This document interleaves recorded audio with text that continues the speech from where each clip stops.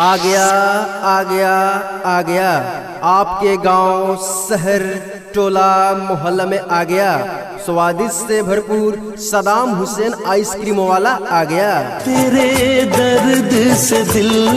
जी हाँ, आपका ध्यान किधर है? आइसक्रीम का प्रचार गाड़ी इधर है। ता ए चचा, ए चची, ए भैया, क्या सोच रहे हैं? जल्दी आइए और पाइए हमारे पास कौन आइसक्रीम 30 रुपया, कुल्फी आइसक्रीम 20 रुपया, चोकोबार आइसक्रीम 10 रुपया, कप आइसक्रीम 10 रुपया, ऑरेंज आइसक्रीम 5 रुपया, ग्रेप्स आइसक्रीम 5 रुपया।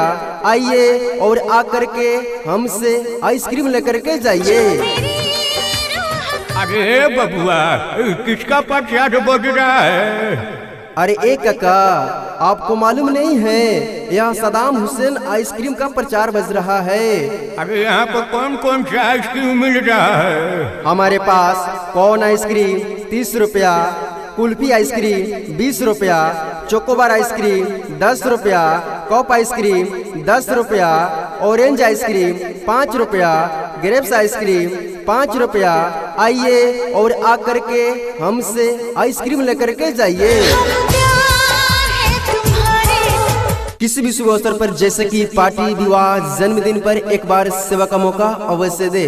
प्रोप्राइटर सदाम हुसैन, पता नरसिंह बनमोर नगर, हैदराबाद। Mobile number 9849127055।